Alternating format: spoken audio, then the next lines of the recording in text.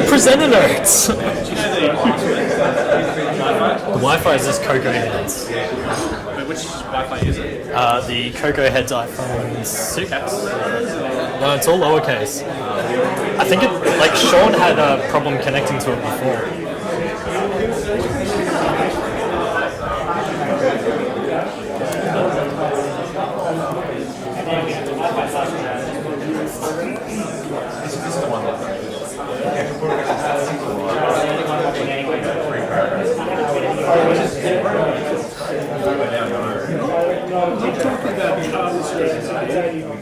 Sorry? Always talking about all the things. I'm going to see what you guys see.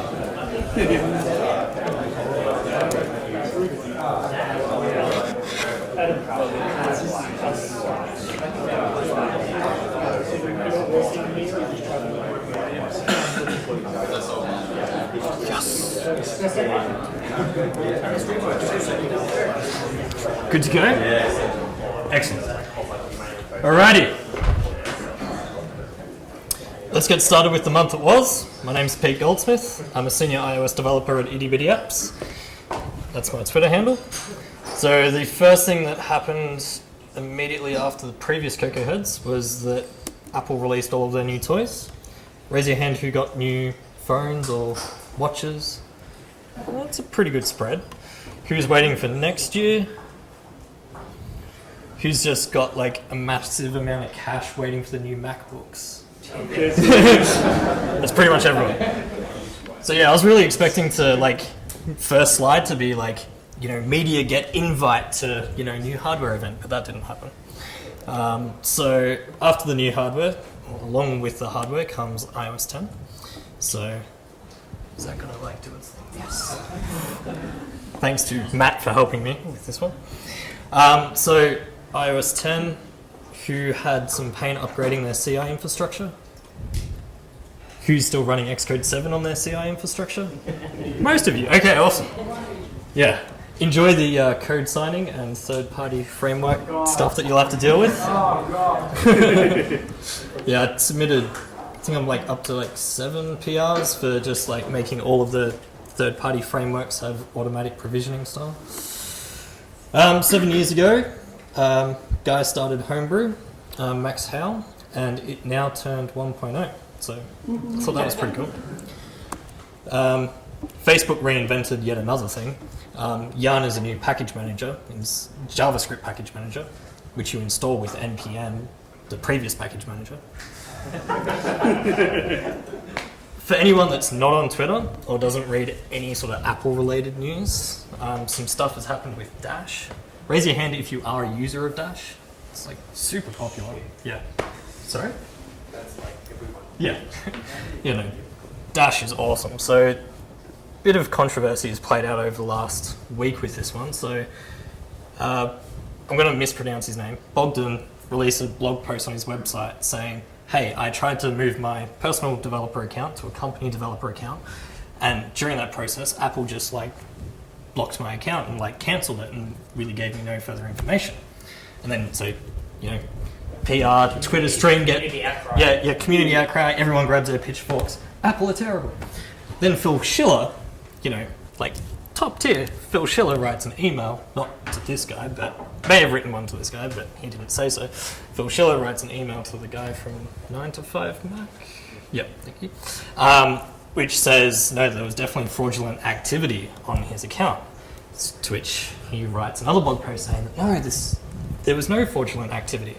And then there's a phone call between Apple and Bogdan, to which he records without, I don't think he probably informed the other person on the other end of the phone call, where they try and have a discussion about there was fraudulent activity. It looks like it was another account that's paired to your account. He claims that it was one of his family members' accounts that a cousin or something that he helped set up, and used the same credit card, so it was tied to him, but there was all of these fraudulent reviews, but it's not tied to him anymore. So he's having this conversation with the person from Apple PR, and they're saying, look, you write a blog post and maybe we'll be able to reinstate your account if you say, the facts of the matter. It's still ongoing. About an hour ago, Twitter's blown up again because people have gone back into the Wayback Machine and the web archive and found that it was him with all of these other accounts. It's not his family member, it's definitely him tweeting about these other apps. Same bundle IDs. Same bundle IDs, definitely the same account. So there's going to be more news about this. It'll be fun to watch. I don't think it's over yet. No, definitely. It looks like the accusations against him are actually true.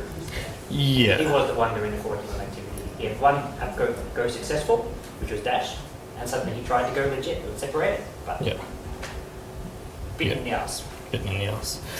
Apple Maps now got transit data for Melbourne, so I know how to get from our office to here, which is awesome. 9 minutes on the tram, 7 minutes walking. Sorry? It says just there, 13 minutes walking, last option. That's a very slow walk.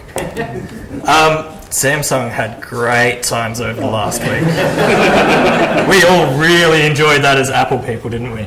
Yeah. Now get your Samsung phone, turn it off, put it in a box, put it in another box, put it in another box, and send that box off in a little truck, and where it will go away to die.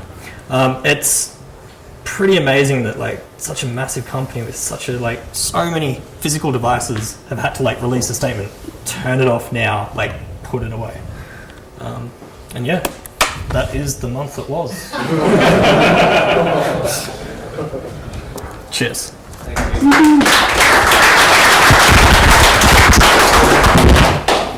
Just wait till Apple releases their one. He is floating so many more colours. So Sean, I'll put Andy up first. Yeah. Okay. How do you try to connect into the Wi-Fi? There you go. Pick it up.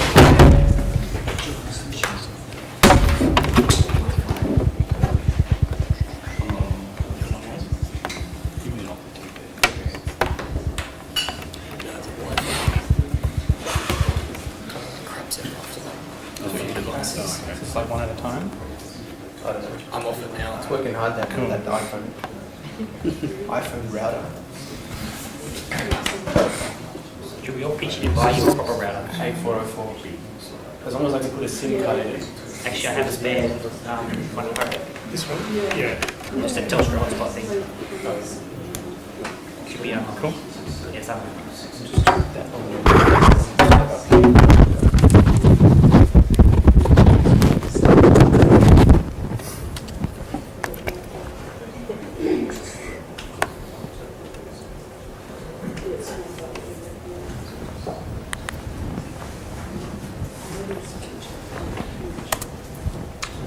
Hey, so my name is Andy Hope. I'm an iOS developer here in Melbourne.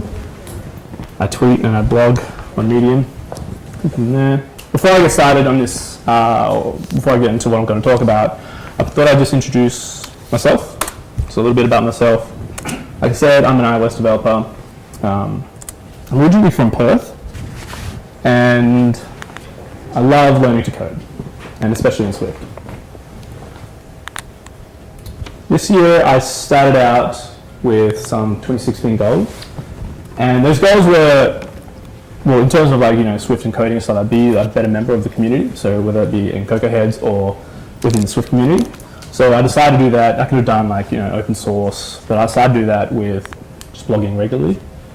So this is pretty cheesy, but my goals were, it's blog regularly, try to get at least 1,000 Twitter followers and 1,000 Medium followers. It's kind of a weird thing, but you need some sort of metric for me achieving my goals. So that was my metric. And the other one was to speak at an interstate or international conference. Yeah. So learning to code. Why do I love learning to code? Well, as we all know, it's fun. It can be very challenging. Learning Swift, going from all I know is Objective-C, and learning Swift, what is this weird new thing? How do I feed it? And it's rewarding. So, when you help your peers or when you help, your colleagues and with a problem, you kind of get that massive rush of endorphins. I find it exciting. So, once again, learning something new, putting yourself out there with your posts or whatever, and then sort of seeing it gain traction. So, let's say release a blog post and all of a sudden gets picked up by someone. And contrary to popular belief, I believe it's also social. So usually when we think about coding, someone on a computer with their headphones on. It's not very social. So, but you know, we have Twitter. We also help each other on Stack Overflow. When you think about our industry, it's not very often that people actually go out their way to help each other. So like, hey, I have this problem, and some random dude in Ukraine will say, have you tried this? And I think that's really, really cool. Blogging, you know, so you make friends through blogging or people reading your blogs, and conferences. So conferences are really cool because you actually get to go out and meet some people and then make some long-lasting friendships. But speaking of conferences, does anyone go to Dub? Cool. So I wasn't chosen as a part of the rapture. You were left behind. Left behind, here to rot. But, you know, it's still a good time. But, you know, I was fortunate enough to go to a couple other conferences this year. So the first one was Try Swift in Japan. So as you can see, I can see some familiar faces here. There was also AltConf in San Francisco.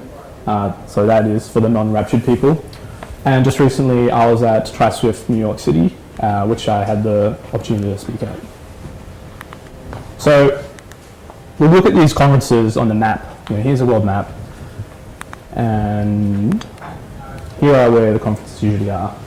So there's lots in San Francisco right around here and on the east side of America. If you're in Western Europe, you have plenty of options, and there's us down here, which we have one in Singapore, there's Try Swift in Japan, and we also have DevWorld in Melbourne. So on this map, it's probably, let's say, I don't know, how long is the flight to Singapore? Like 7 hours? Yes. So okay, so our nearest international conference is 7 hours away. And then San Francisco kind of sucks, right? You get there before you leave, though. Yeah. That is true. So, you know, here we are on our tiny speck of sand. Australia is kind of like the whoop whoop of the world, just by ourselves. So, you know, going back to one of the goals of 2016 is I want to be a bigger part of the community.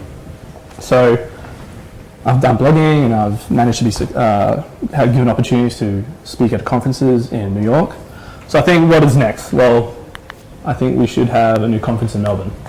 So I've decided to call it Playgrounds, and it's a Swift and Apple Developers Conference. Cool. So we have two simple aims. One is to bring the brightest minds and the most influential people in the community to Australian shores. So when we go to these conferences overseas, you know, usually we don't come here. We can usually go there, but at the same time, if we calculate all the money we spend on air flights and accommodation, it's really expensive. So it'd be easier if someone just sort of brought them here. So there's some really people we'd love to see, and I actually want to bring to Australia. They've expressed interest, so it's pretty good. And you know, we also want to provide an inclusive space for all walks of life to discuss ideas, share knowledge, and create good friendships. I'm not really used to using Keynote, so this is really, really weird. Okay, so the topics we're going to be discussing at Playgrounds is Swift. We're Swift First Conference. So, you know, stuff like iOS development, macOS, tvOS, watchOS. And you know, stuff like engineering, open source, developer tools, including design, because design is also very important, and a whole bunch of other topics I couldn't think of.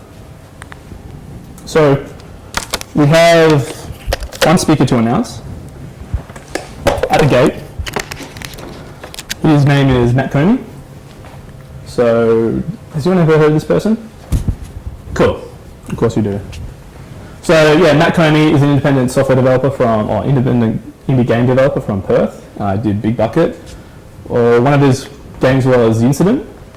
So The Incident was one of those games that when you go to an Apple store, it was one of those games you see on every iPhone device. So I think that was roughly around 2012, something like that.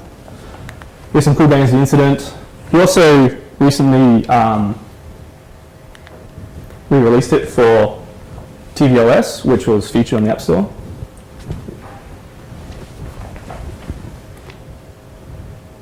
I got no sound. So yeah, it's a platformer where these things fall from the sky, and then you have to try not to get buried by them, and then your friends sort of just try to get to the top. It's super fun. With sound. It's a really long trailer. Cool, that's the incident. So yeah, it was featured on the App Store, or the TV App Store. His follow-up game was Space Age, which was also, John Gruber liked it. And then Space Age. So like, to sort of talk Matt up a little bit, when I first started iOS development, he was doing indie. So he invited me over to his house one day, and he said, hey, do you want to come over and maybe like let's code together? Because he's working from home. I'm assuming it gets pretty lonely sometimes. I'm like, yeah, let's do it. So I go to his house, and then he goes to me like, do you want to see how I make, what was it, Space Age at the time? I'm like, yes. So when we think about coding, I expected him to show me his Xcode and a whole bunch of codes, like, yeah, this is how I do this function, but no. Matt actually built an app to build his game, so he built his own engine. And I was like, what do you mean? Like, yeah, so I built this app, and every time I want to make something in the game, I just put it into my own app, and my own app would spit out the game for me. I'm like, that is so cool. So that's why Matt's there. Yeah, so you're probably wondering, like, are there going to be a call for papers?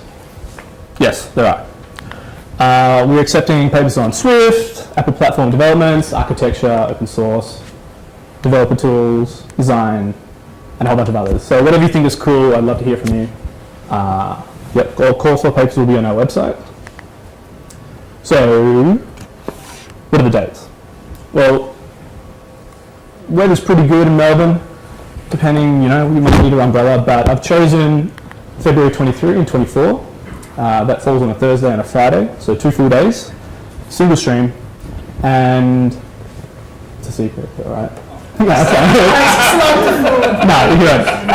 It's actually being held at the Melbourne Convention Exhibition Centre. So it's a really cool place with lots of food. We've got the Yarra River, which is very beautiful, and as well as like lots of public transport. So tickets. So we have an early bird ticket price as well as standard. So tickets, early bird starts at $700. And then $800 for standard. So the early birds last until all are exhausted, or the 1st of December. So we have, I think, 6 weeks to get into the early bird tickets. We do provide student tickets available because, you know, students live with Migo-rang, and I'm assuming they're probably going to need, or be able to afford a lot less Migo-rang after this. So, you know, email me or the organisers through the website to apply for a student email. You just have to go through a .edu email. Cool. And sponsors. I haven't actually got any sponsors yet, so if anyone would, any companies like to get involved, we have a whole wide range of sponsorship available. Definitely hit me up during the break or email us through the website, and we'll get back to you as soon as possible, maybe get some coffee or whatever. The website is playgroundscon.com. It's actually live now. You can buy tickets now. And that's my talk. Does anyone have any questions by any chance? Cool. Thank you.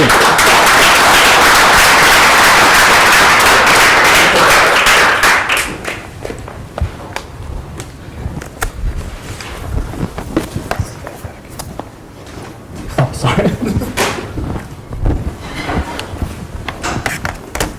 So is that Yeah.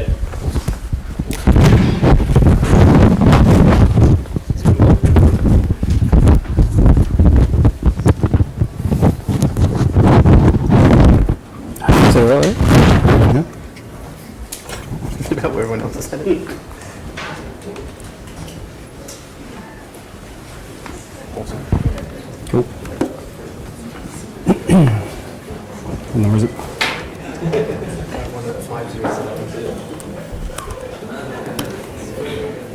5011? 5019.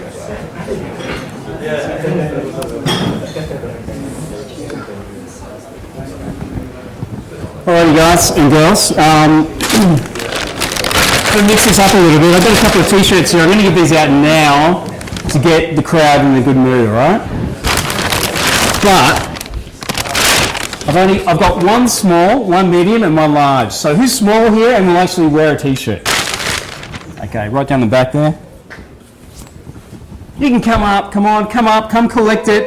Come on, I want a little bit of vibe going on here. There you go, your very own Reveal t-shirt. Okay, medium, stick your hands up. No, not Ben. Not you. Yeah, right here. I'm going to give them to people I don't know, right? Yeah, come on. We get watts, but Yeah. Okay, and the large people. Nothing against large people. We got large people. Oh, no hands up. Okay. There you go. Cheers. Yeah, you're all svelte, small or medium, right? Yeah. I've also got some new Reveal stickers here. I noticed there's a lot of Reveal stickers on laptops. We had the brand new Reveal sticker here. Compliments of Jinju, our designer, who designed the new Reveal 2 sticker. I'll stick that up here for people to grab later if you want. Don't mob me now. And at the end, we've got 3 personal licenses to give away. So you've got to listen carefully and answer quickly, okay, at the end. Okay, so for those of you who don't know me, I'm Sean Woodhouse. This is me on Twitter. It's one of the characters. I'm not saying. I run a company called Itty Bitty Apps. There's a bunch of the guys here. Stick your hands up, people. Pete, yeah, Oliver, Barry, somewhere. Yeah. Can't see me. We're in Melbourne. We do iOS consulting, but we also build a little tool called Reveal, which I'm sure you're all sick of hearing me talk about. I don't know whether I'm in your way or not. Can you guys see that? Is that going to work, Jesse? yeah. Okay. We're wireless here. Now in your way out. Yeah. You've seen it. Okay, so this is what Reveal used to look like. Pretty serious looking app, right? Very dark, very serious. Reveal is an application that lets you inspect the view hierarchy of your application. A fruit company thought it was such a good idea, they tried to add some of this functionality to Xcode and failed a bit miserably. I know a lot of you have already used it, so I won't go into too much detail. For the 5 of you who haven't been here before, come talk to me later and sort you out with a trial. This is Reveal 2. Not sure how well that comes up on the screen, but it looks a lot better in person. Obviously a lot of changes there, just visually, but essentially it does the same thing, but better and with obviously more new features. This is the money shot really of Reveal inspecting a first-class application called Concepts, which is a drawing application for the iPad. Just thought I'd stick it up there because it looks pretty cool. And I told Jesse I was just going to do videos, but I will do a very quick demo. Super quick. This is a lightning talk, but it's but it's just not the same unless you actually see this thing in motion. So this is Reveal 2, a little bit friendlier startup screen. I did give you guys a sneak peek at some of the features that were coming in Reveal 2 earlier this year. Unfortunately, one of them we had to can, which was an Xcode plugin. Apple basically screwed us over on that one this year, dub by enforcing, I think it's SIP signing, so no third-party plugins in Xcode anymore. There's a bunch of different ways you can integrate Reveal into your application to make it inspectable, and you can get to all those from this little inspect our integration guide button there. Give you all the instructions you need to do all that. But anyway, we've got a lot more friendly interface there in terms of selecting the application. Works very similarly to what you would have seen before if you've used Reveal. I'll make this screen a little bit bigger. We've obviously kept the kind of dark pro look and feel for the outline and the center canvas, but decided to go with a native title bar and inspector as well for a bunch of different reasons that we were sort of talking about internally. We could probably do a full-length talk on just the behind-the-scenes development of Reveal and what prompted us to head in this direction. Anyway, this is a lightning talk, or so I told Jesse, so we might cover that in another talk. But just in terms of the canvas here, one of our developers, Vlas, spent a lot of time finessing the nuances of the canvas here. You'll see that the outline actually extends past in front of the views there, so you can kind of see a little bit easier which views you've got selected, even though they might be obscured by views in front of them. And one of the main things I wanted to show here was right down the bottom, which you can't see because it's overscanned. Hang on. Here we go. So we've added this new little filter feature here, and I can just type in author there, and I can do things like Command G and Command Shift G to sort of select different views. So now you can actually find views in your view hierarchy if they're causing you problems. You can find views by memory address. So if I select that view there and I pull out this inspector and have a look at the memory address, which will be here. So you can use that memory address to jump into Xcode's debugger and start messaging your objects if you want, or you could come over here and if you're getting, if you're getting constraint violations or things like that, messages in your log that have memory addresses related to views or constraints, you can plug that memory address into Reveal and actually see them. Reveal does a pretty amazing job, I think, of reducing the amount of information, sort of showing you the context of what's been selected, but trying to highlight that selected object as well. If you've ever used Xcode's view debugger, you search with that and it doesn't do any kind of collapsing or removal of the information in the 3D canvas. So that's kind of the general overview of Reveal. New UI, filtering functionality, and I'll quickly cover off a few other things as well. So we have USB support. I showed you guys this earlier this year. Reveal works by embedding a little library in the application that talks to the client application on the Mac. We were using Bonjour and the Wi-Fi connection, so you had to be on the same local network. That doesn't work so well in big corporates and other environments where Bonjour is toast. So now you can just plug your device in and inspect. It's quite reliable and pretty fast as well. This is just showing you now, you can drop down this little panel here and you can kind of see how you're going to connect to the application either through USB on the left or over Wi-Fi on the right. We also have extension support, so now you can actually inspect a bunch of different extensions. In total, we allow you to inspect 11 different extensions. This one here with the dots is just a placeholder that Matt created for some reason, just in case you might need it in the future. Here's a little quick demo of Oliver inspecting a messages application. So we were helping some friends get a messaging extension out for the release of iOS 10. Focused on taking snapshots of your face and plastering them over tacos and other pictures of zucchinis and space helmets and all that kind of stuff. Yeah. So what Oliver's showing here is that you can, that's the messages extension there on the left.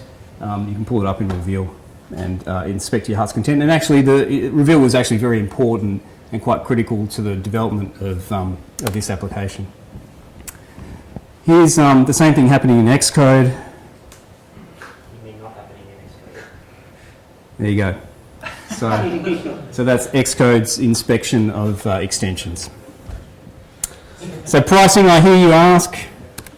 Well, Reveal was $89 for a personal license, now down to $59. I really wanted to use that animation, I told Oliver. Commercial licenses were $179, now down to $119. Revealapp.com is where you can go to find out more information. Download, we've got a 14-day free trial, so you can download the app and try it out. We're Reveal_app on Twitter, and we have some licenses to give away. So, who can guess how many extension types there are in iOS 10? Who doesn't already have a license? No, out of all extensions. And remember, if you're going to get one of these licenses, you don't have one already, and you've got to use it. So, how many extensions are there total in iOS 10? Shout it out, guess. Well, there's more than 5 because we inspect 11 of them.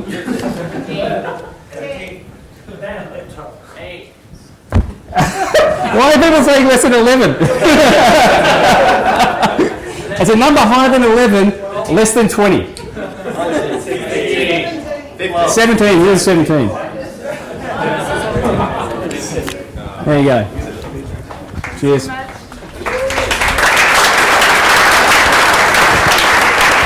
Okay, so how many does reveal inspect? 11. Okay, okay, who hasn't got reveal? Reveal I don't know. 2. Reveal 2. Yep. Okay, how many extensions does Xcode inspect? 0.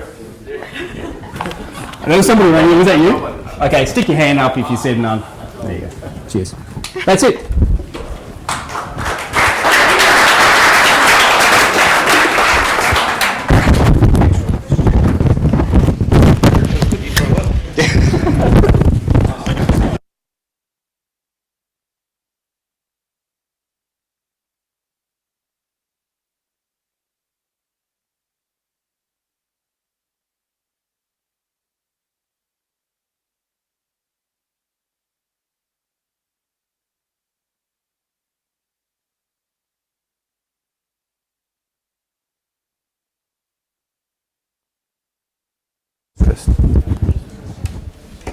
Sorry.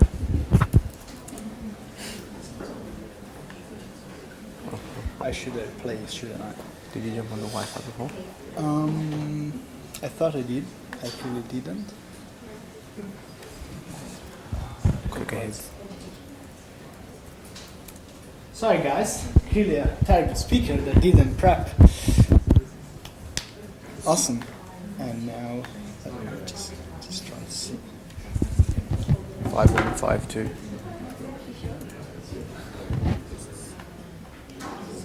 No, on. Do not disturb. On. So, as Andy, I'm not really used to use playgrounds, but okay. Sorry, Keynote. But hopefully it's gonna work.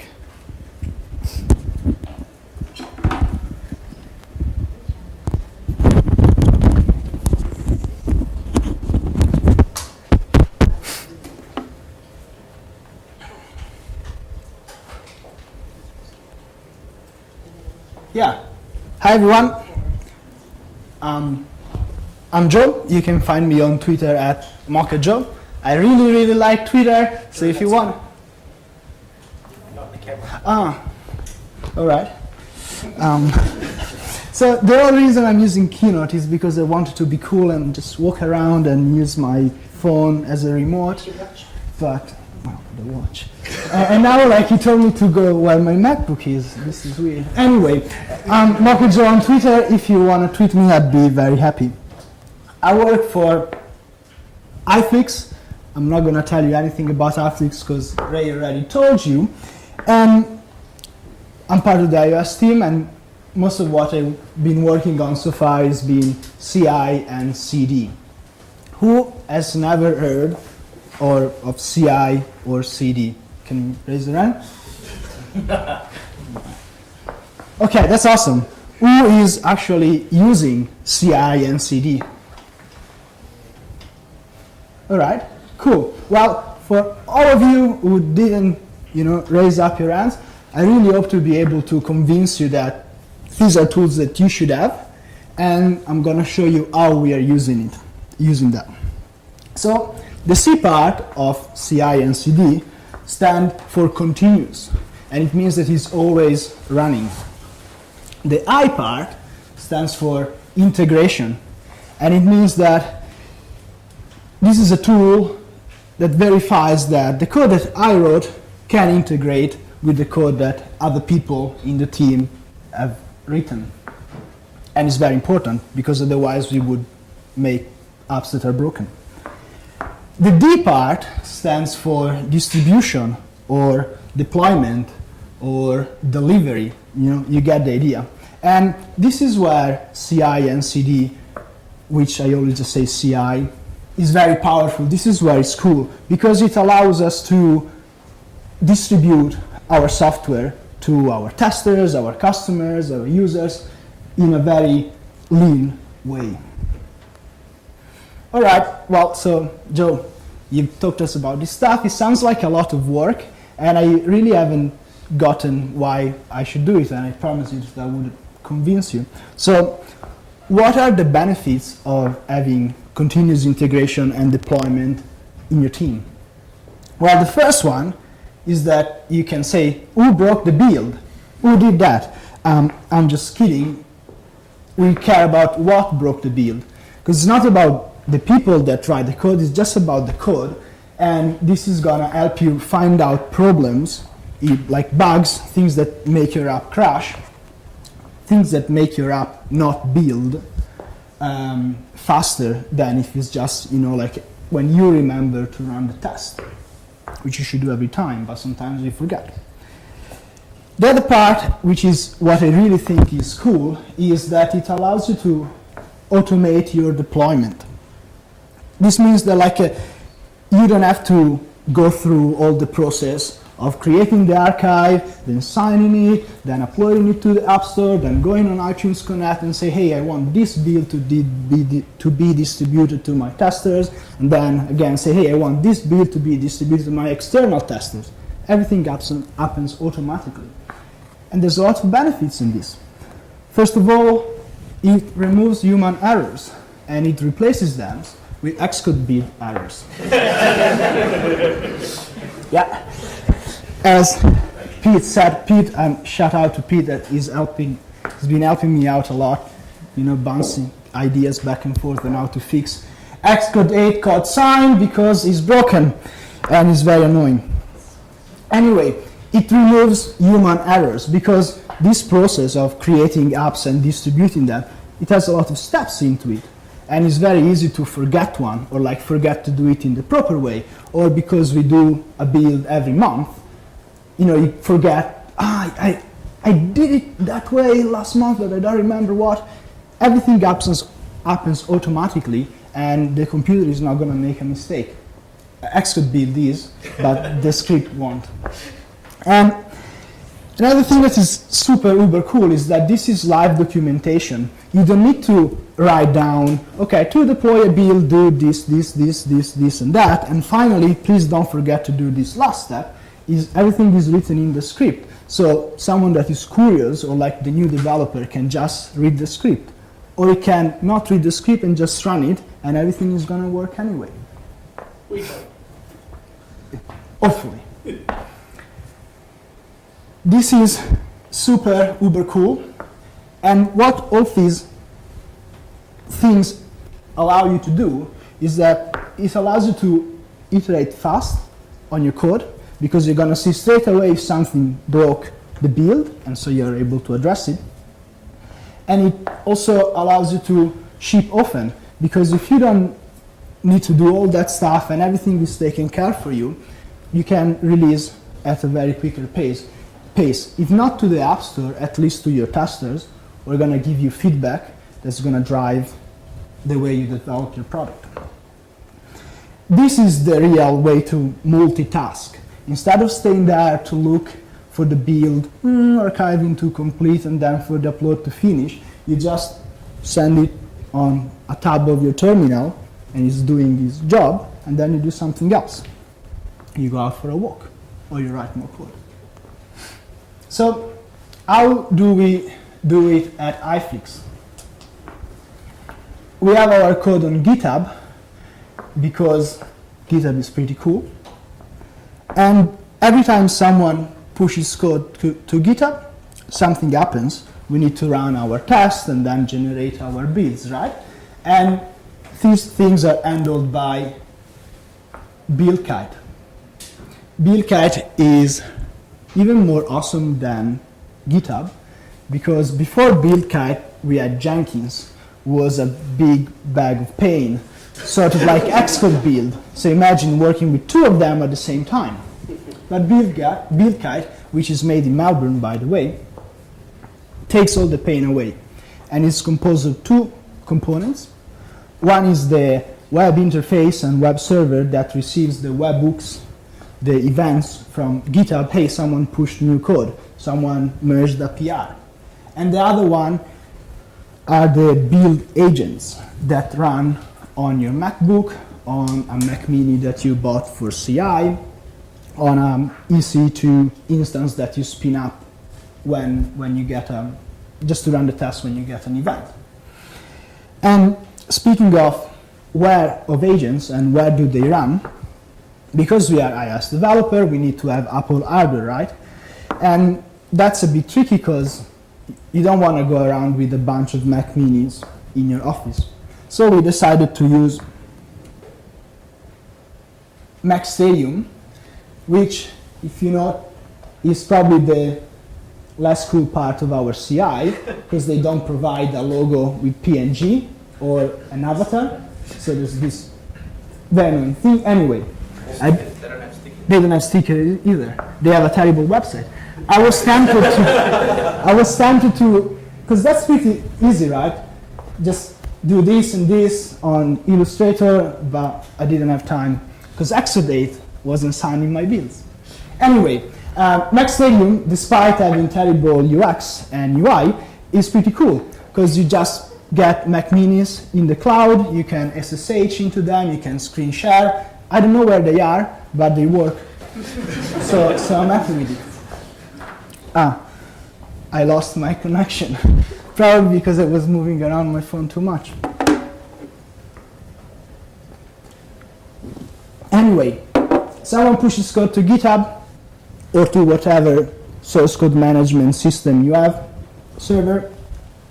That sends a hook, through a hook sends an event to BuildKite, who says, hey, I just got this new code, who's gonna run it? And there's an agent on a Mac Mini that runs all the tests and eventually the distribution of the app. All this stuff is scripted through Fastlane. Fastlane is a set of tools that are tied together with a Ruby DSL language, and it all boils down to a file called fastfile, in which ideally you would just describe almost in plain English what your deployment process is or your test process is. It doesn't really work like that, but Fastlane is pretty cool.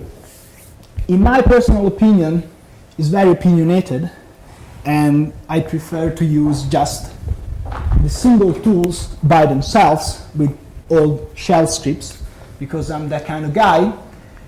But Fastlane does a lot of stuff for you, so even I just gave up and decided to use Fastlane. Something that we recently introduced in our CI pipeline is Danger. Danger is another Ruby tools, because iOS developer like Ruby tools, right? Which runs in our CI and does a bunch of static analysis on the pull requests that we make, and can make comments like, hey, this PR is too long. Have you thought about splitting it up into two? Or, hey, you didn't start your commit with a capital letter. That's not the proper way to write a commit. Or runs SwiftLint for us and says, hey, whatever warning SwiftLint created, it reports it to us.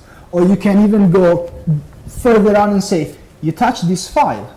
Developers are not supposed to touch this file.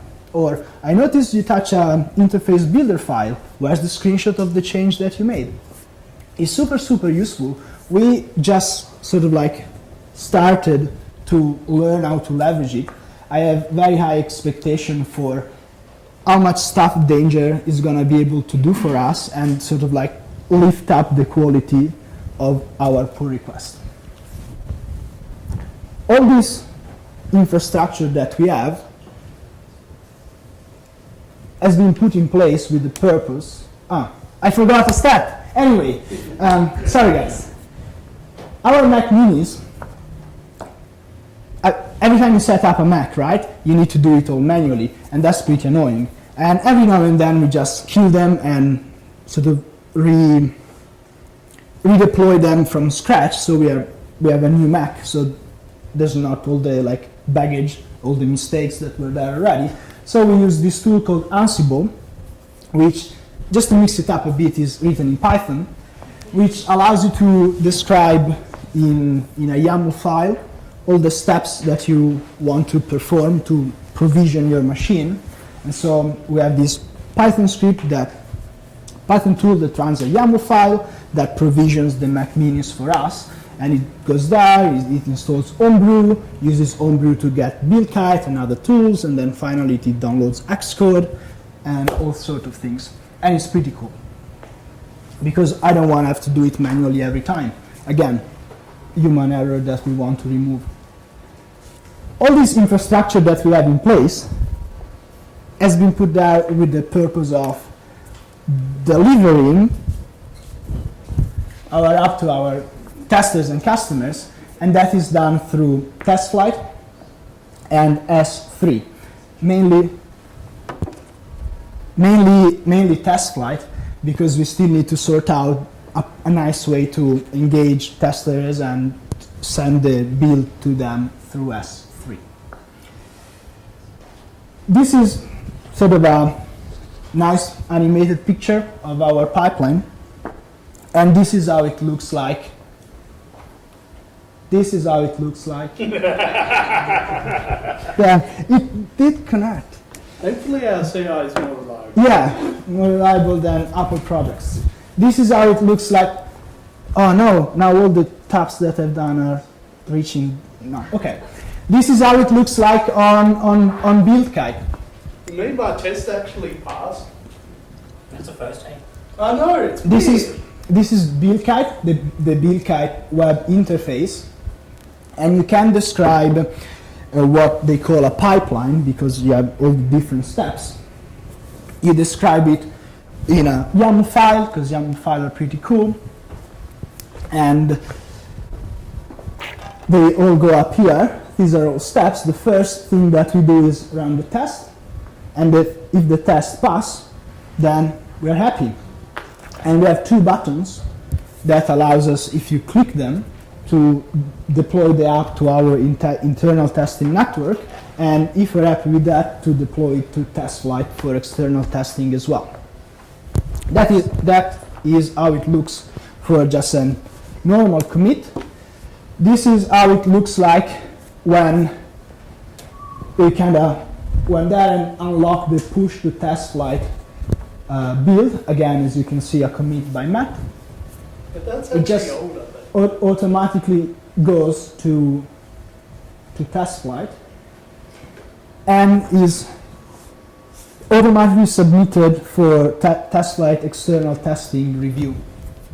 And this is pretty neat.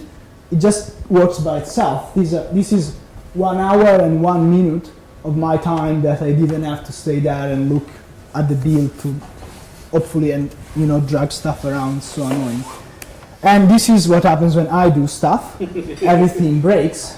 So here the test passed, but the build failed, and everything got red, broken, and these buttons here to submit into our internal network are disabled. You can't really use them. So this is where I stand right now, and this is one of the coolest CI systems that I've ever worked on. And it's pretty cool because I didn't build any of that.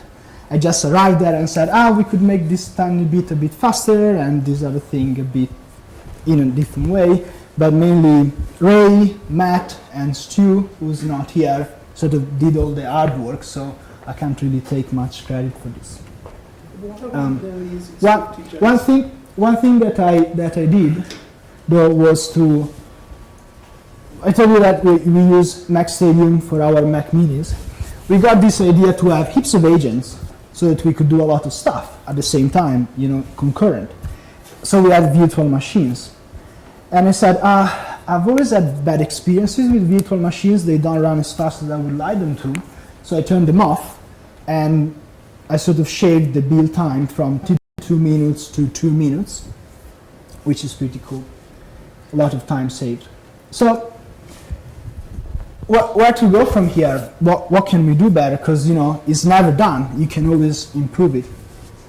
Something that I would really like to have in our pipeline is a better integration between Git and the way we release stuff. So this is Git, this is release, this is the integration, and this is better. And I would also like to have this. So when I came up with the idea for those 4 emojis, I was, oh, this is awesome, I'm gonna do it again.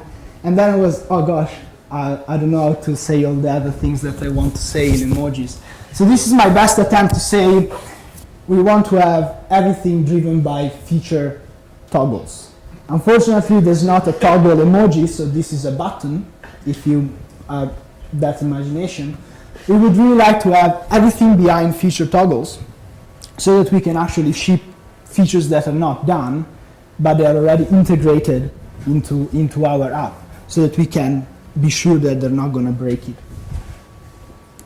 And we really want to open source more of our tools. We're trying to split up things in smaller pieces, and we really want to open source more of that. And the first step has been to open source our danger file, which is the file that you use to configure danger. To be honest, it's pretty boring right now. You should check it out anyway, and maybe watch it, because we're gonna do a lot of iteration onto it, and all the company's gonna add all the little rules that they're gonna write to improve their PR review process, and maybe you can bring something on from that. And finally, we are hiring. So if you like what you've seen, or even better, if you think that is not done properly and you think that you can do it better, come talk to Ray later. Thanks, guys.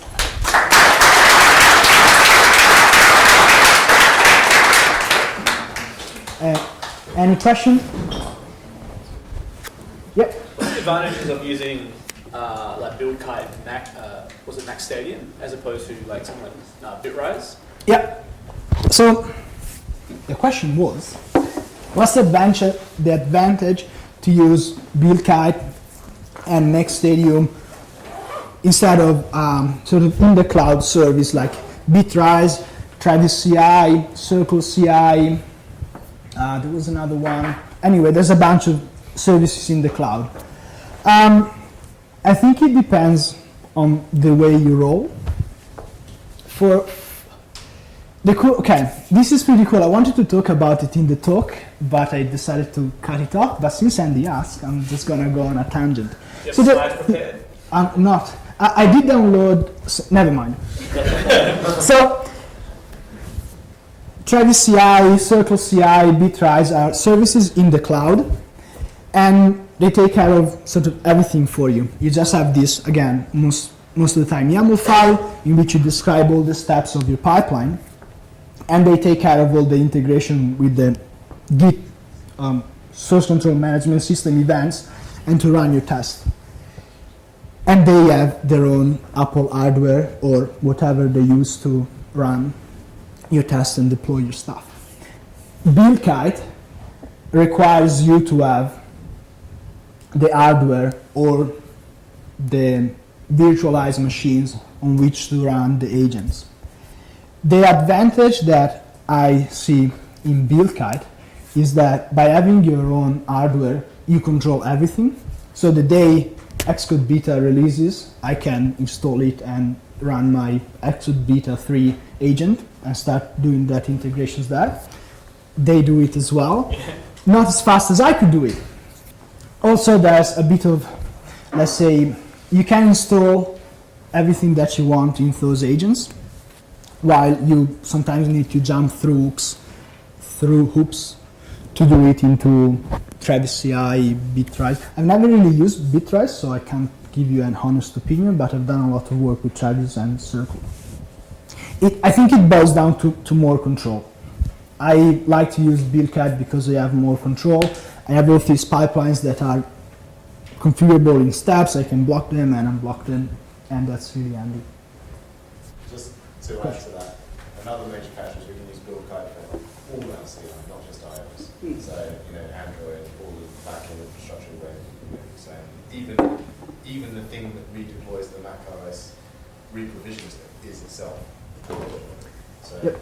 It's great for that. Use it for electricity.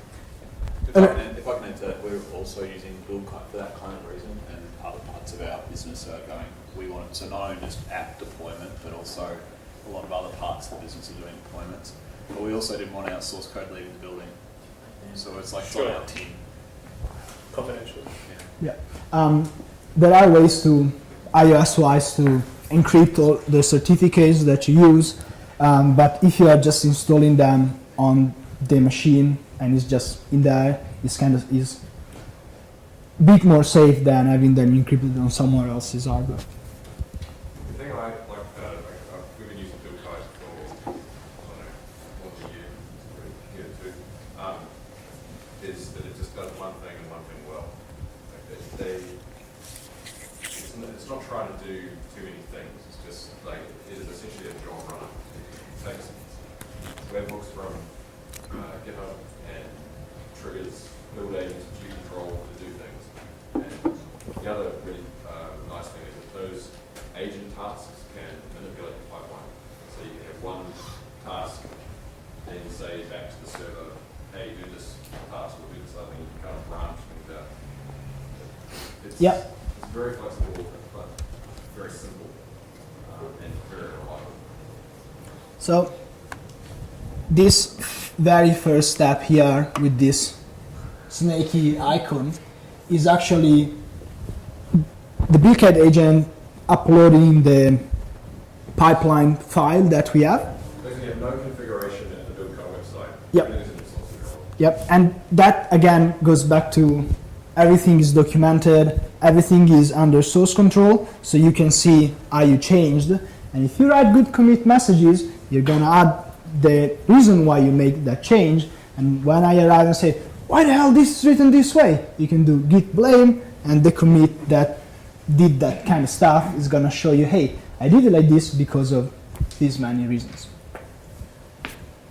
Have you thought of using either Git flow or GitHub flow to control, for example, you're talking about releases going to different spots, or, you know, and different releases, you know, the tool, something like that to control, to automate it even further, so when it actually merges into develop or master or whatever, it goes to different spots in the... Yep. So the question was, have you thought about using Git flow or another sort of like practice of Git branching and merging to automate the way the releases happen? And the answer is yes, we're using it.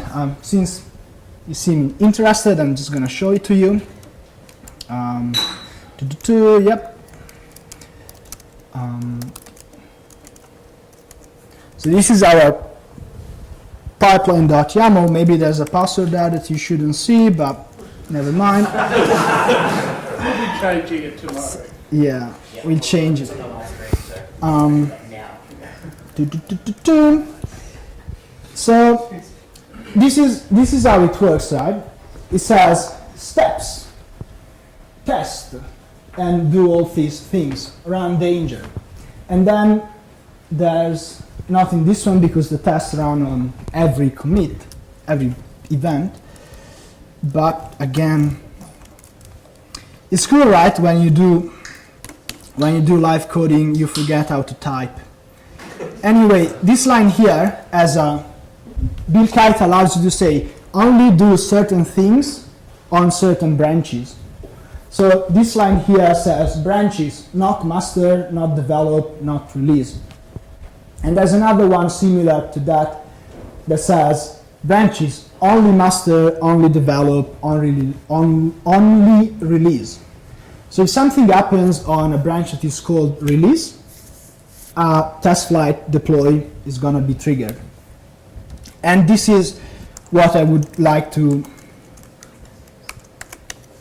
make better, to sort of streamline, because it's a bit confusing right now that it happens in 3 branches. I would really like to have only one branch, and when we merge onto that, this thing gets triggered. But there's a cool thing, which is like, as engineers, we have the opportunity to engineer our code and make it better, but also our process. So like, how can we make our process better? And that is sort of an engineering challenge as well. And if you like the kind of challenges, we're hiring. So go talk to Ray afterwards. Question, Simon. So around the CI, there were quite a lot of different features that you showed, and your diagram kind of spiraled out a lot. Animated. How would you recommend a company or a project that was quite complex. Like, what route would you take to start using it when none of it is being integrated already? Good question. So the question was, how would you tackle the problem of we have this massive pipeline, even if it's not automated, and we want to automate it? I would say the first step, make sure you're using source control. The second one, choose a provider to at least run your unit test. I really like BuildKite. I wish I had a promo code to give you, but I don't. I'll get in touch with them about it maybe. Choose a provider. Then a good way is like when I do all these things manually, try to track down, okay, well, these are the steps that I'm taking, and maybe write them down in a checklist. And then try to see, well, is there a tool that can automate this? Most likely, yes. Most likely, when it comes to iOS development, it's going to be very, very painful, but this is part of the game. I think the test, running unit test, is the lower hanging fruit, and because it doesn't involve having certificates, pushing stuff to other services, it's very easy. So it's good to get your hands dirty and get the ball rolling. Thanks, guys. Thanks, you.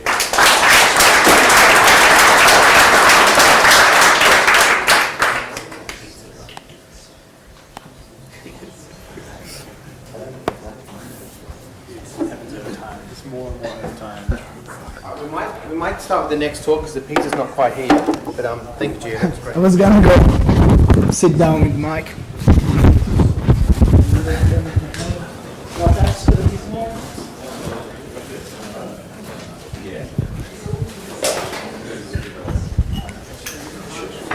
Who's got the door key for downstairs? Who from Outware's got a key?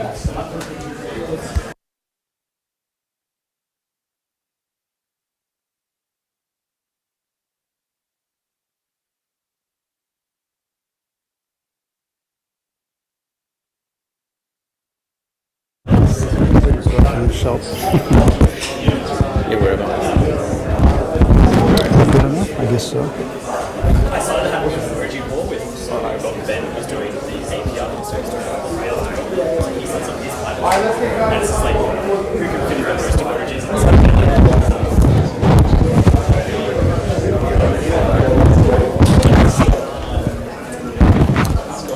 Hi guys.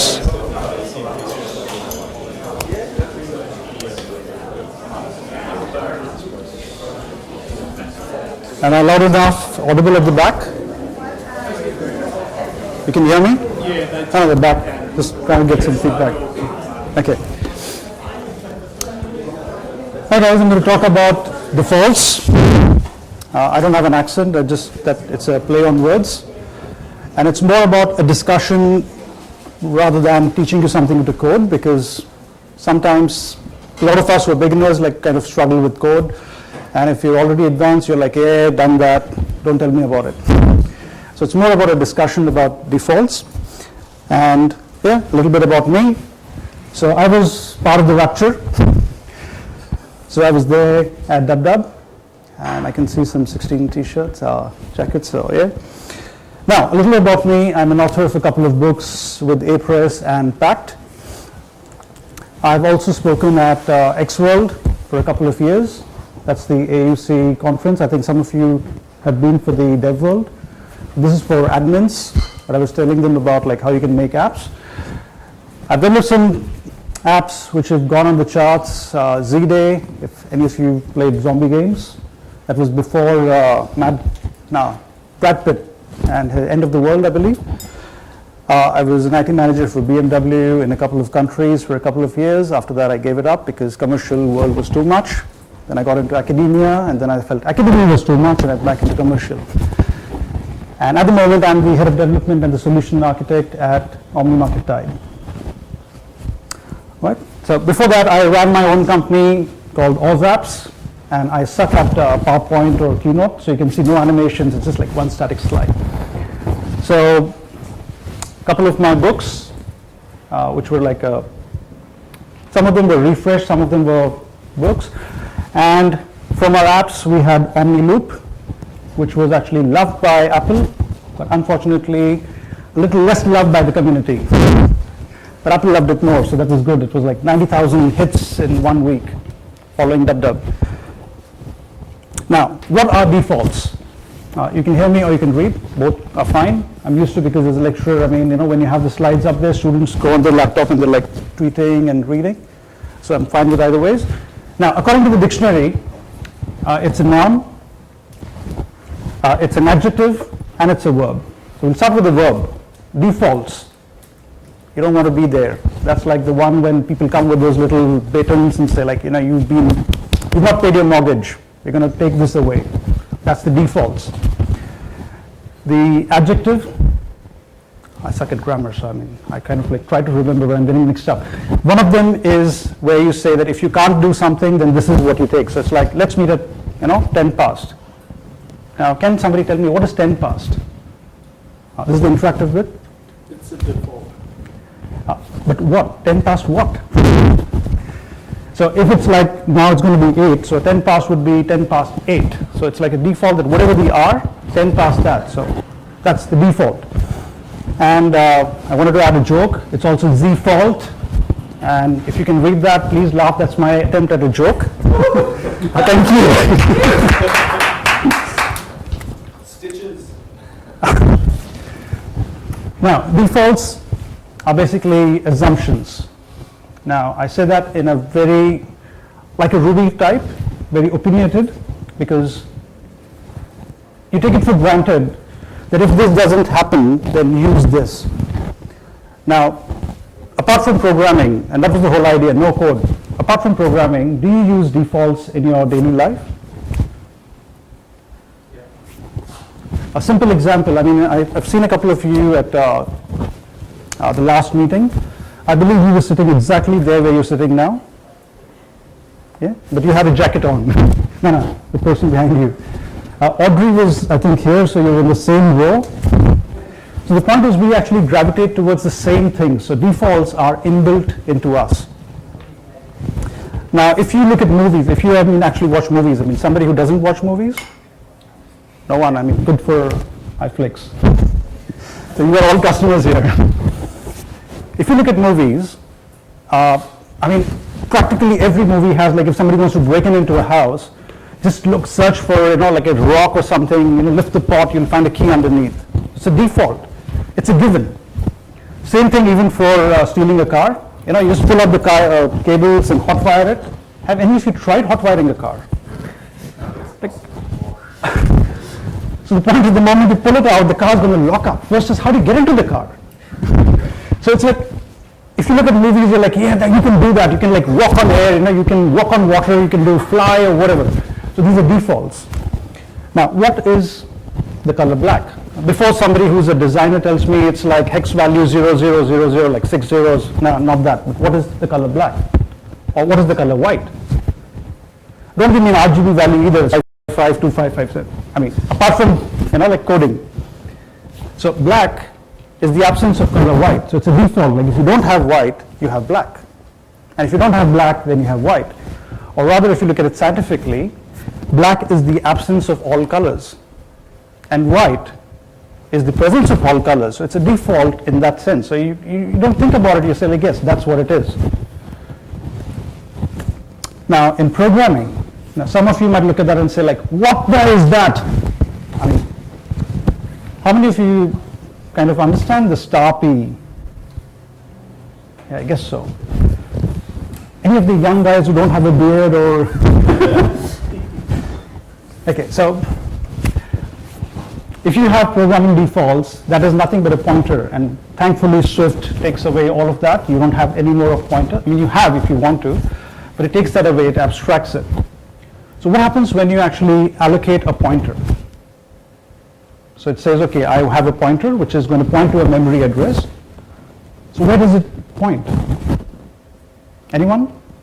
I mean, you have gremlins sitting in the computer which say, like, now somebody asked for a pointer, I'm going to point it here.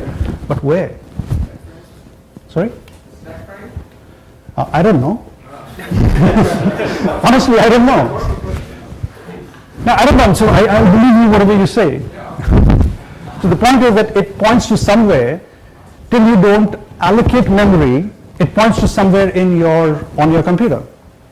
And if you try printing it, you might end up with two results. One, prints out a whole lot of garbage, or it gives you a null pointer exception. So it's one of those defaults. I mean, if you don't know, so that's, I think this is like classic first year if you're learning C. Half the students actually have these null pointer exceptions, and because of this reason, because they just assume that it's there. Again, when you use Swift or primitives, it allocates memory and you have a valid memory space, right? Now in Java or Objective-C, what happens if the value is nil? You get an error, it crashes. And what happens again in C#, Ruby, it's the same. So if you don't assign something and you try using it, you can have an exception, you can have a crash. Worse still, don't believe me, but your computer is going to blow up and that's going to be the end of the world. But you're better off. I mean, you know exactly what I think everybody's tried that. So that didn't happen. You know, Y2K, the planes would have fallen down, but it didn't happen. But, so let's look at a little bit of code. Now, my idea was trying to go through a couple of languages. And as I said, no animation, so it's like there. So how do you do it in Lua? Now, that's one of the reasons I'm choosing Lua, because I wrote my first book, which was game programming in Lua, so Lua. So if you say name is nil, it is just saying that you're not assigning it to anything. And then you can say my name is the variable name, or you assign a default. Now, if somebody is still doing C# or Visual Basic, you can have like is missing, so if it's like nil, or is empty for a string. So what you're doing is you're checking, and if you don't find anything, if it's nil, you give it a default value. Now those who don't do Lua, who do Python, it's the same thing. You use either a nil or you get a default value. How do you do it in Ruby? The same thing. Name is nil and you do an or. Before I go to the next slide, any ideas how to do it in Swift? New coalescing. Sorry? New coalescing. Yep. Explain. Yep. I mean, for the ones who don't understand the language, like 2 question marks. You kind of say, what is the value? So you don't say just that, you say, what is the value twice? So that's with Swift. Now, one of the things with Swift is optionals are a pain, in the sense like when you try printing, or if you're not careful about it, you get an assignment value. If you try making an optional value into a string, you actually get the text optional with an open bracket and the value, and half the time that breaks your code. Anybody who's not faced that, who actually uses Swift and not faced that? If you've not faced it, amazing programmers, I mean, you should join us. Okay, what happens with classes? So if you create a class in Swift, and you assign, and you're not assigned anything, you've just declared them, you will actually see this dreaded little thing in Xcode, which says no initializers for this class. What it means is that you either have to have an init function or assign a default value, right?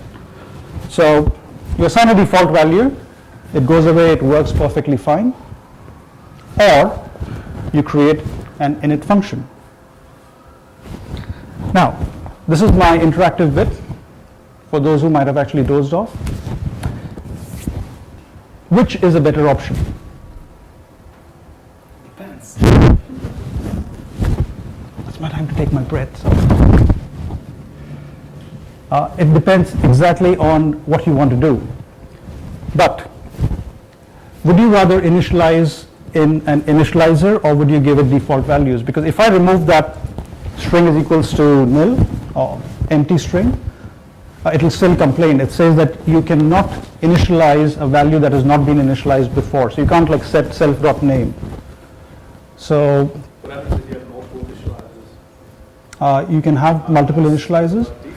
No, but the point is when you actually do that, declare your variables you still have to give it a default value if you want to initialize it in different ways. So you can have convenience initializers, which are going to call the main initializer. So is your question, is it better to do var name string equal empty string? This would be a better option. Or the other? So this is a better option. No, so that's what I'm saying. This is a better option because you still have to do that anyways. Okay, I see what you mean. So if you don't want to write an initializer, it's okay. But the advantage of an initializer is that you can pass your data. So you can change. You don't want to have like a blank string. You can actually say, okay, initialize it with this as a default value.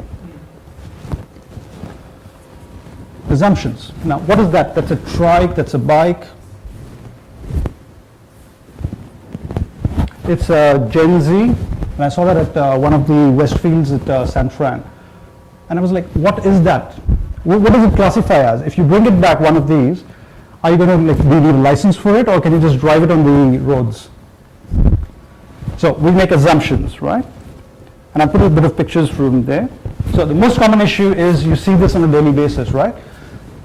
Now, most of you who make softwares, you see the way you actually group numbers. So it's 1,234,456, right? That's how you group numbers, digits, right? However, having said that, there are some examples. In India, they group it with 2 digits. So you have like, that's 1,23,456. So it doesn't work the same way as we do here. In the Middle East, you don't have 2 digits after decimals, you actually have 3 digits because their currency is like 1,000 paisas make like 1 real. So we take it for granted that it's always going to be 2 decimals. And when you actually try to make software and sell it in that region, they can't use it. And all of you know the rounding errors. So if you round numbers, and for some of you who are from Europe, you know that you don't use the commas, or the commas and the dots are used interchangeably in the sense like the comma goes as a decimal point and the point goes as a separator for your digits. But if you ask somebody like, okay, how would you group digits? You just go 1, 2, 3, 4, 5, 6, 7. So it's like defaults. It's inbuilt into us. It's burnt into us that that's how it is. What happens when you write functions? So here's a simple function. So don't judge me on that. That's just an example. So you say join 2, and you say string 1 and string 2, and you return string 1 plus you put a comma in between and string 2. Simple function. What do you think is the fault with this? I mean, I think I've had the clue there. So what if you wanted not a comma, but you wanted a dash, or you wanted a space, or you want something else? What do? So generally you would go and change that comma and put a space there, right? Not a good idea. So what you do is you add a new parameter which says joiner. And then you can call it with whatever joiners you want. It's a good intermediate solution because you still have to specify what joiner you want. So you're saying I want it with a comma, I want it with a hyphen, or I want it with a slash. What if you say I don't want it? I just don't want to think about it, I just want to join 2 strings. And use space because I'm going to use space all the time. Quick question. Do you know any function Swift developers? Good. Anybody else? Please join Swift. I mean, it's amazing. You're going to love it. It's going to cut your time into half, literally. But when they change the new version, it's going to increase it by double. So it's a simple thing. You can put a default saying I want a comma as default. So you don't have to really, pass any parameter saying use this as a joiner. So you put in defaults in your functions. You can put default values. If you've done Visual Basic, .NET or Visual Basic, I think you can also say optional, and you can pass parameters. I think in some of the other languages it's kind of similar, so you can give them. Yeah. Now, callbacks and closures, right? Now, what's the difference between optionals and defaults? So Swift gives you optionals. One of the coolest things, so you can actually check for nils, and you can also assign default values as we spoke about. But if you've actually done interface builder, what happens? You get like IB outlet, var, whatever name you've given it, and then it gives you your type with a not a bang, exclamation mark. It's like those, you get so confused. You know what you're saying, but it doesn't come out right in your mouth. So it's an exclamation mark. Now the thing is, what default value would you give a UI label, for example? You can't really. So it has to be nil unless and until you connect it to your interface builder. So in some cases, you can't give defaults. You can't like assign, okay, let my label be 5, because 5 is a value, not a UI label. Right? And what happens when you're talking about closures or callbacks? Can you have defaults for closures or callbacks? You can have nils. So you can say, okay, I don't want to have, like, if you've done animating UI views, you can actually say, okay, on complete, nil, nothing. Don't do anything. What about closures and callbacks? What do you think? Can you have default closures and callbacks? Yes, no. I mean, it's a 50-50 chance. If you say yes, I mean, you may be half correct. If you say no, you may be half correct. So take a chance. Or you may be half wrong also.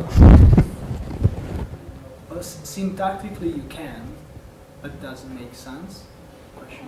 Okay. So this is an example. If you want the function to be an optional, you can define the function to be optional, or you can have a default function which is just a blank closure. Now the only difference between an optional and a blank closure is that you don't have to unwrap it. So you know that at any point of time you will always have nothing. But if you use an optional, you have to then check, you have to put the question mark and then call it and assume that everything is going to be fine. But if you have to unwrap it, then there are other issues. Now the advantages, I think I've kind of given you a hint. What do you think is the advantage between using nil and using a blank callback? That's my next slide, so I mean, I'm kind of expecting an answer. Sorry? Yes, that's one. That you don't have to unwrap that anymore, so it's there.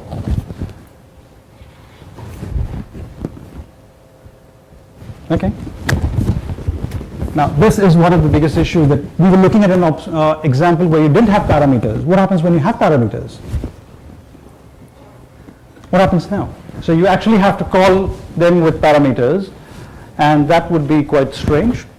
So you have to actually call it with question mark, and then, so here in the first example, using an optional is much simpler because you don't have to really assign a whole lot of things. You don't have to say these are the parameters and in whatever return, because you don't know the return value. And not all functions are void, so if they're returning void, it's fine to just have a blank. So again, I think the answer would be depends. Where do you use nils and where do you use blank closures? So that's the example between having a parameter and not having a parameter.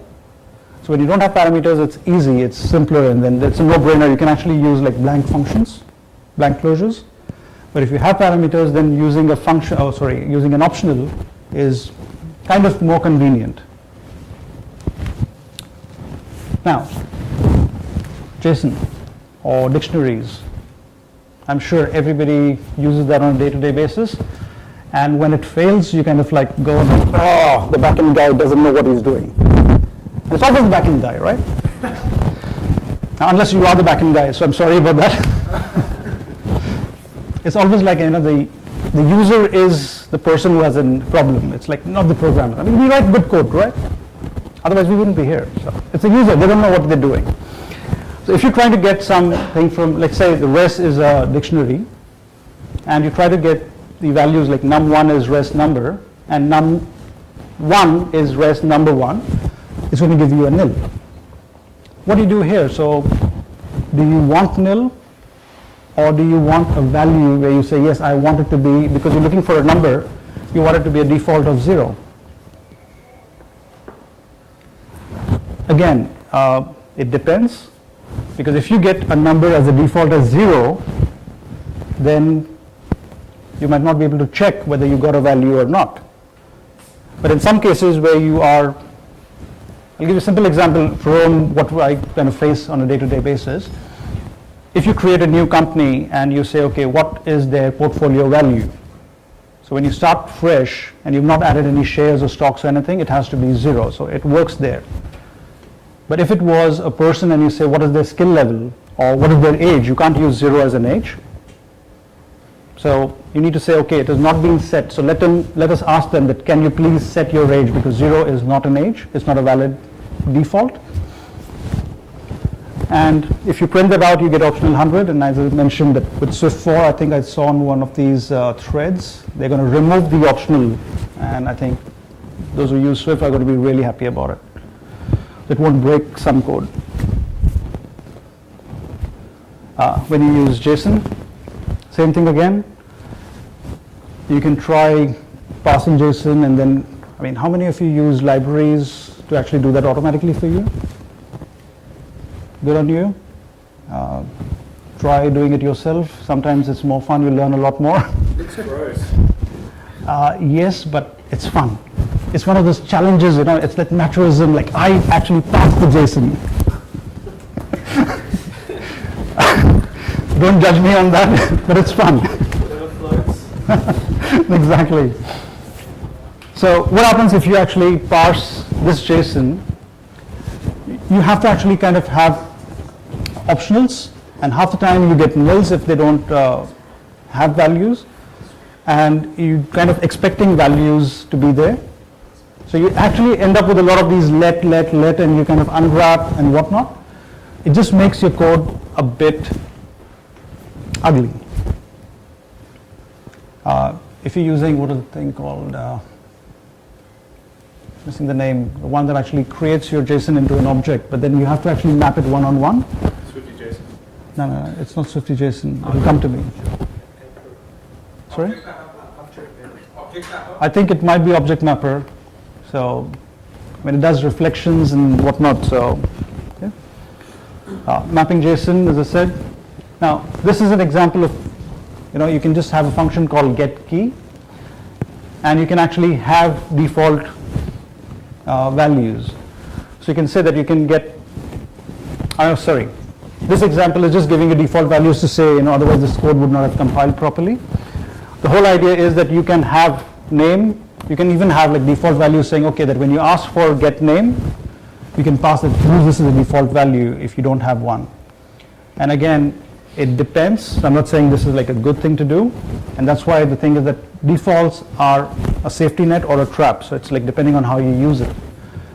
Half the time, giving default values help you out because you get a value where you don't otherwise get one. What is the problem with defaults? As I think I mentioned, that a value is not the same as not having a value or having nil. So you can't check. If you've done index off, I think you get like a -1 or you get the max int. So you know that, okay, I didn't find an index. Does it return? Maybe the new one might, but I've not really, and they've changed the whole thing, so sometimes index off doesn't work. So you kind of have to search like, okay, what have they changed? Now, if you get like a 0, that is a valid index. So do you kind of default it to 0 or do you default it to a -1? Because these are all valid positions, maybe. So the problem with defaults is that you can't always have it, and untitled is not a default string value. So I mean, when you create a new file, you always get untitled or default or whatever. It's not a good idea unless you really have to have it. Now, this is like a small little quiz thing. What happens in this case? So you have an enum. You say my enum is int, case 1 and 2. And you say let 1 is my enum.1. What happens with the second line? Maybe 1 is my enum raw value of 1. So two questions here. What is the value and what is the value type? The raw value is drop. Sorry. 42. That's the answer to everything, but not this. So 1 is 0, and maybe 1 is 1. Yep, so maybe 1 is 1, but it's optional 1 because when you initiate with a raw value, you don't get a value, you actually get an optional.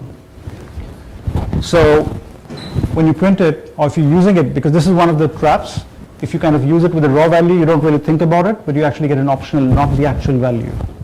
So one of the things where you need to use maybe defaults. Okay, what happens here? If you say print 1 divided by 0, what happens here? Swift compiler is really good. It'll tell you that it can't really do that because there's a problem. But what happens if you actually use something like a value? Because Swift compiler doesn't understand the value, whatever you're going to pass to it. So this will compile, but what will happen when you print differential?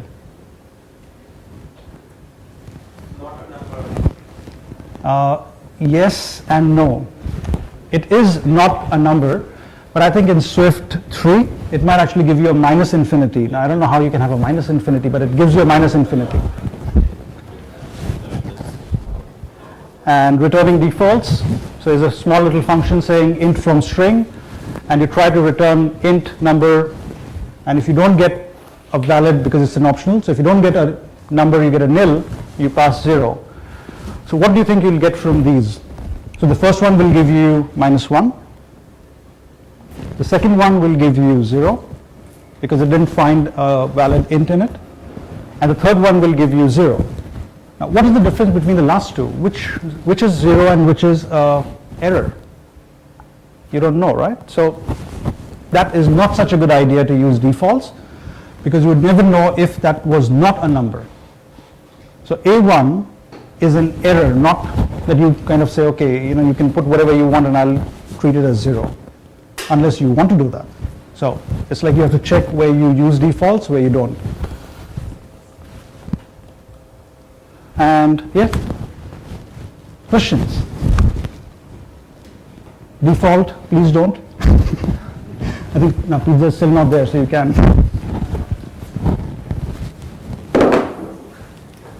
You don't have to.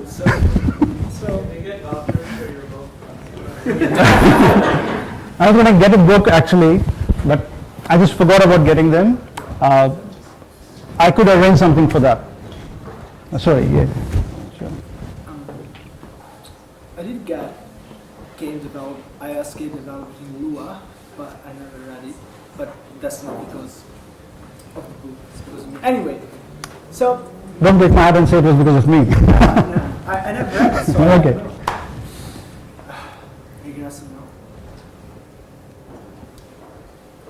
I love optionals. And I might have gotten it wrong, but I think like the message I got from your talk was like defaults are awesome. You should consider using defaults instead of optionals. But I think that it's very cool that we get this optional maybe type and that we actually have to go through the work of unwrapping it. Like, how do you feel about it? Okay, the first is, I think you did get the message wrong. I'm not saying optionals should not be used. I love optionals because if they were not there, believe me, I wouldn't be able to toast my bread. I mean, if they actually do everything, optionals are great, right?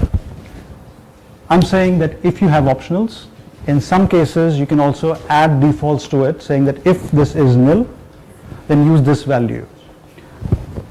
Because, sorry? No, the thing is that when you receive a value from somewhere, like for example, you might say that, okay, when you're initializing it, you don't have a value, right? So I have an option saying I might get an answer from you, so can I get an answer? So if I don't get an answer, then I'm like adding this saying, okay, this is the answer that I take. So optionals are something that allow you to work with it, but if you, in this situation that you don't get something, you can say, okay, use this as a default. And again, as I said, it depends on the scenario, because in some cases, if you provide a default, there's a problem, because you're not able to really check. I didn't talk about throws, which is an amazing thing. So if you really have errors, you should throw an error. And then you can catch and you know exactly there's an error. So Gio, does that kind of answer your question? Yeah. Yeah, sure. Do you like your JSON framework to throw or to return nil? I'd rather have it return nil. That's cool. It's just easier. Yeah. They always change. No, because the simple thing is that sometimes I might actually get an error. So I'm actually getting the error message. And when I'm trying to do, if it throws, there can be other issues. And not every error can be caught. And you don't know what's going to come next. So again, like we had issues where the network went down. I mean, this is like embarrassing. The network went down, you've not catered for actually catching it. So you're kind of saying, okay, I didn't get the JSON, so it's still spinning, or so one of those things where you say, okay, if it's nil, at least continue with the experience of the user and say, okay, we couldn't get the data at this time, so the default is couldn't get the data, and you continue with it, other than throwing and saying, hey, something went wrong, and I'm going to like shut down the whole thing, and the world is going to end. I like my JSON framework to return a result. Just saying. No, but I'm saying that in the case where you might not get a result, what do you do? Yeah, I'm sorry, a result type. Okay. A result in case success, case failure. A lot of people actually tried to get that into Swift 3, but I think Chris did not really agree on it yet. That would be one of the coolest things ever. Yeah? I have a question not related to programming. So what did you talk to Tim Cook? Sorry? What did you talk to Tim Cook? I mean, I'll answer in 2 words. Why not? Okay. It's a simple thing. I think when I came onto the iOS, not even the iOS, actually I joined the Mac family in 2007 from Windows. It was like, what do I do with this machine? Like everybody talks about a Mac being awesome. What can I do with it? It doesn't even have Paint. Like at least when you get a Windows machine, you have MS Paint. So if you've got nothing else to do, you can at least like draw something. What do I do with a Mac? Like one of those white little, plasticky feeling Macs. However, having said that, after going through those black disks with Tiger and you install disk number 2 to install Xcode and you say like, what is this piece of crap? I mean like there's 5-6 different programs, like your interface builder is separate, Xcode separate. Going through all that and understanding like, why do you have a minus in front of a function? What is all those things? Because when you learn C or other languages, you don't really see that and you go like, what is this? Like it's doing my head in. I was better off with Visual Basic or Windows or the safe environment defaults. Having said that, after getting the first iPod Touch and actually working on iOS SDK 2.0 and then 3.0, which was a pain, believe me.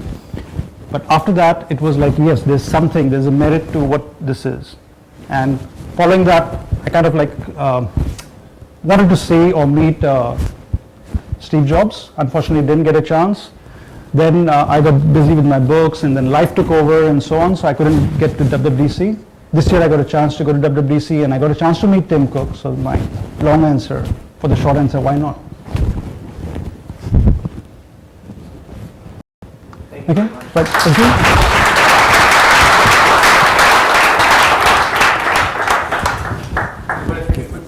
Sorry? Oh yeah, I can give that. I don't. I forgot about